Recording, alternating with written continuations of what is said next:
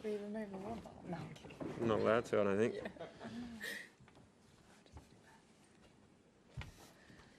Yeah. Well, thank you everyone for coming to the press conference of Olivia Gadecki and John Peers, our mixed doubles champions of the 2025 Australian Open. Just want to get an understanding of what it feels like to close out a super tiebreak in a Grand Slam final. John, we'll start with you. Yeah, that one was a really tight match out there, and for us to be able to get it done the way we did in the tiebreak was credit, especially to the way Liv came in back into this match. She really took charge and took it her own to really step it up there at the end, which was fantastic. And as we've been doing match after match, we just keep hanging in there, and hopefully things go our way. And today we hung around long enough, and then we were better for the last 5 minutes of the match, which worked out really nice. Olivia? Yeah, pretty much what Johnny said. You know, it was an incredible sort of 5 to 10 minutes. And yeah, I just thought, you know, if we're gonna, you know, just have a crack and just enjoy the moment. And yeah, I played some of my best tennis in that last, 10 minutes, and I'm so glad we could get over the line. Great. Questions, thanks.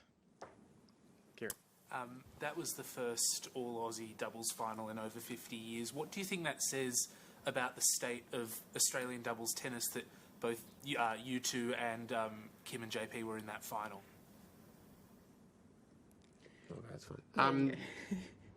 I think the way Australian tennis is going is in a great direction. We've got so much depth, everyone's supporting each other, pushing hard, and to be able to do it on home soil, to have two wildcard pairs in the final just shows the depth and how good everyone's pushing throughout the whole year. And I think that just puts an exclamation mark on how well Australian tennis is going. And I mean, Demon's leading the way there for all of us, and we're all pushing together. And yeah, no, it's great to see so much success, and that's what we're building towards. Jen? John, I think you won here in 2017. It's been 8-ish years since you've clinched a title here. What does it mean to win at home? To win at home tops everything for me. To be able to play in front of friends and family is just even sweeter, and it's playing at home can sometimes add more pressure, but it can also be a lot more fun. I mean, you have the home amenities off court, you got a few more distractions off court, but for me, any time I get to come back and play at home, I absolutely love it. And to be able to do it alongside Liv here and win the mixed again, yeah, as you said, 8 years later, is just, it's great to see that I'm still doing a lot of right things off the court, and yeah, just enjoying the ride of everything that goes along with playing tennis now. And unfortunately, we don't get to be home that often, but to win at home it's amazing. Jack? Wildcard entry. Can you take us through how the partnership came together?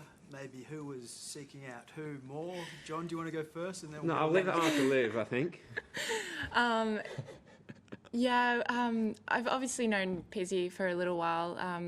Probably not as well as, these last couple of weeks, but we were at the Olympics together, and I don't know, I think Pizzy just asked me after that, and I said I'd get back to him the first time round, unfortunately.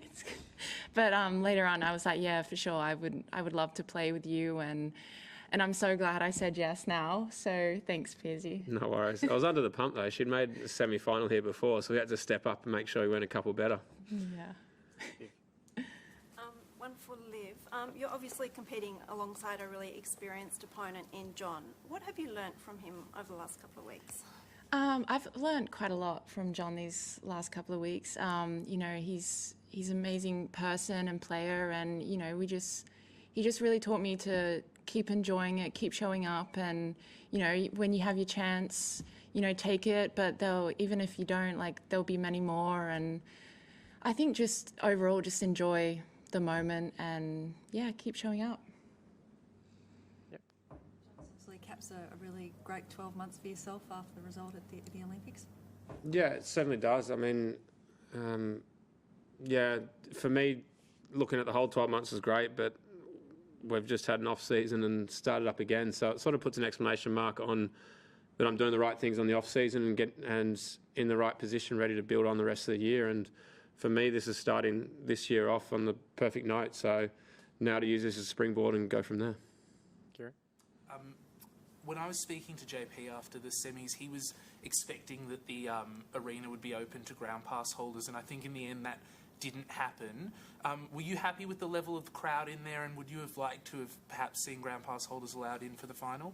Oh, I think they were in the end. Oh, they were. Yeah. Jack? Just wanted to get your take on where doubles is at. John, obviously, you might look at doubles a bit differently to you, Olivia, different stage of your career.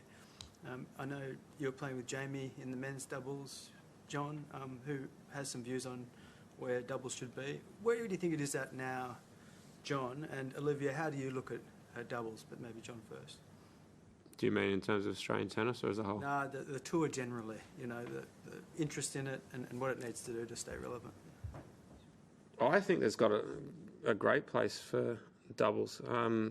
You go around the year, a lot of the times we're playing in front of packed crowds consistently week in, week out. And I think if we can continue to grow the game as a whole, singles, doubles, mixed, it's good for the game. And if we keep growing the game as a whole, it's only good for everybody. And my biggest thought is, whether we like it or not, we're competing against other sports and other entertainment. And if we let any stone left unturned from a tennis perspective, that's not good for tennis as a whole and the next generation coming through, because whether we like it or not, we hopefully continue to grow this great sport. And because I know personally for me, it's given me so many opportunities, and I hope just the next generation can have so many more opportunities and we leave it in a better place for them coming forward. And that's probably the biggest thing for me going forward. We're always fighting for the eyes of that next spectator that they've either watching it on TV, on their phone, on iPads, whatever it is, but we're trying to get that set of eyes to watch tennis. And our challenge is how do we continue to grow the game so it's better for everyone? Any more? Yeah, it's a little bit hard for me. I'm pretty much just starting my career, and I haven't really been around that long. But, I love playing doubles, and I do prioritise my singles at the moment. But any chance I get to play doubles, I'm there, and I would like it to, keep growing and to, keep being promoted. And I think it's great for everyone, player or even spectator. So yeah, I'm all for it. Yep. Do you guys have any plans to play the future Grand Slams together or anything like that? Hopefully. If you can sort out a wild card for us, or we both get our rankings a little bit higher, then we can get in together, and then it's a no-brainer. But first and foremost, we've got to both get our rankings up so we can get into those events together. If not, we've just got to hang on till next Aussie Open. If she says yes to me. I'll get back to you.